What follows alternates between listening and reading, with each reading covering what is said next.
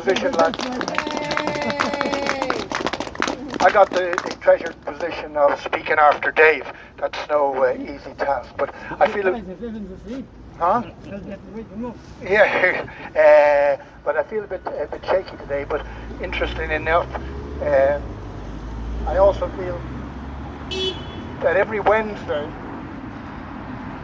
we're coming home.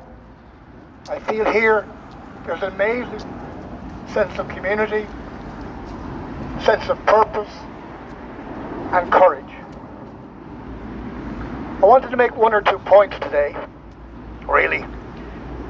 When I woke up from my 30 years of middle-class slumber, I realized that all the institutions that were built for our interest were actually built and run for self-interest, for control, for command, for status, for power.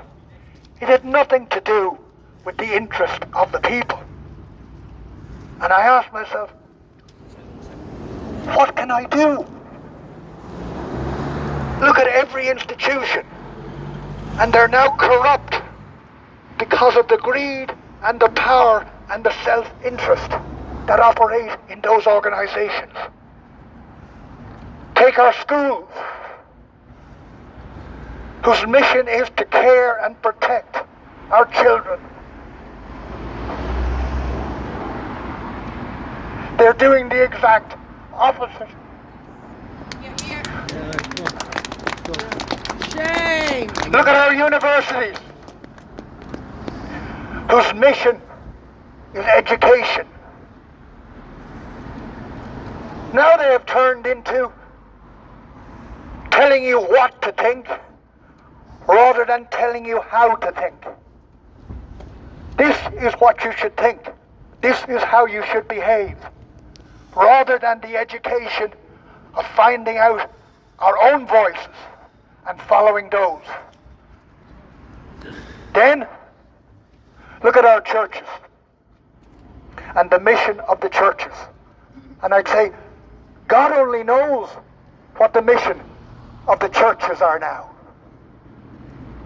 The one thing I do know is that 90% of the wars in this world, historically, have been driven by religious interests.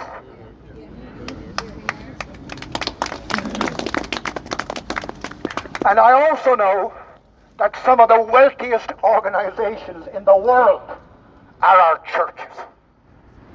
However, these aren't the biggest criminals. Actually, I believe the biggest criminals are the media. The media. They're not telling us half the truth. They're not telling us a quarter of the story, half the story. They're telling us their story. Our news every night for 40 minutes has one thing after another, more and more trivial, and not a word spoken about genocide. These are bigger culprits because they have the power of the pen, they have the power of the blowhorn, and they can change opinion, and they will not. They're served and serving self-interest and greed. And then, God help us, we look at our politicians, experts, the Irish politicians, experts in double talk and zero action. Yes. Hear, hear. They have become sycophant poodles with a bowl of shamrocks, Yes. running around the world trying to find the greenback with the shamrock. What can I do? What can I do when all the institutions have turned their back on the people they are supposed to serve? What can I do? Well, we can turn to the great gifts we have the privilege of having. The gift here in Ireland we're blessed to have, because a few courageous men, Pearse, Connolly, Collins, etc., gave us our freedom. We have the gift of freedom. We have the gift of conscience. These are the gifts that we are given, like young Tig as he comes into this earth. Gifts under his birthday cake. The gift of freedom, the gift of conscience, and therefore the gift of voice. These are the gifts we've been given. Unfortunately, we don't unwrap these gifts. We look at them, play with them when it suits us, and then leave them aside. We have got to unwrap these gifts and unpack them and start using them. The core purpose of life is to find your voice, use it to inspire others to find their voice. Use it to inspire others to find their voice.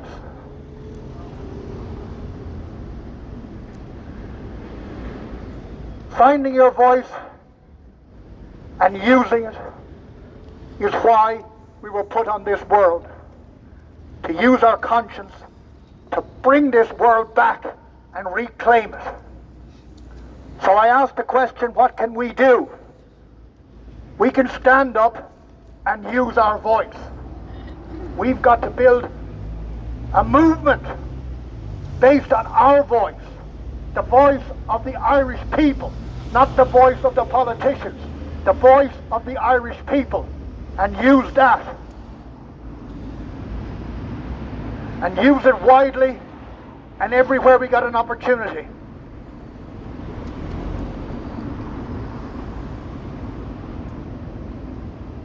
If we don't use it, others will take it up and use it for us. The interesting thing about voice, and courageous people here, and I won't name any of them, but we're all individually courageous, have stood up here and stood out and raised our voice and spoke from our conscience. But when one person stands out and voices his opinion, he's really regarded as a bit of a lone nut and someone who has taken a risk, an unnecessary risk, and if he wants to do it, so what? The key person in creating a momentum is the first follower. The first follower. The guy who legitimizes the guy with the megaphone, who stands beside him and says, yeah, he's right. He's the guy. Together we can do it. Together we can do it.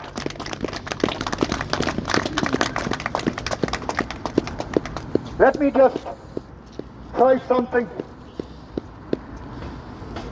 with my megaphone that I have for a few minutes. I want to turn my back on the flag of genocide. I want to lower my head in shame that our politicians have allowed this flag to fly in the country that these brave men have given us. I stand here waiting for my position to be legitimized by my first follower to join me, turning his back on this flag. I have a first follower. I have a second follower. I have a third follower. I have momentum. We have a movement. We have a movement. And never again are we going to stand facing that flag.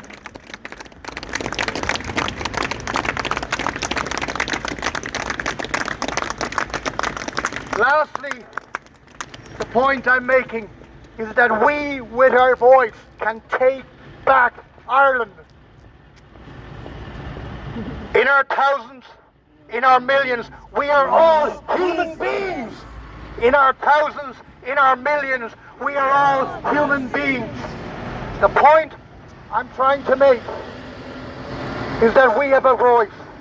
It is an amazing gift we have been given, and we have the freedom to use it. And these thoughts were beautifully expressed in a poem by Mary Oliver called The Journey. One day, you finally knew what you had to do and began, though the voices around you kept shouting their bad advice, and the whole house began to tremble, and you heard the tug at your ankles and the voices saying, "Save my life, save my life." But you knew what you had to do and began.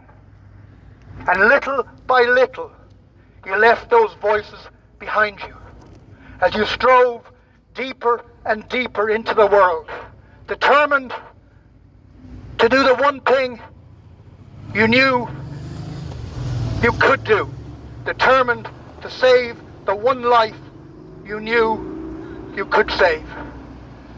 Thank you very much. Free Palestine! Free Palestine!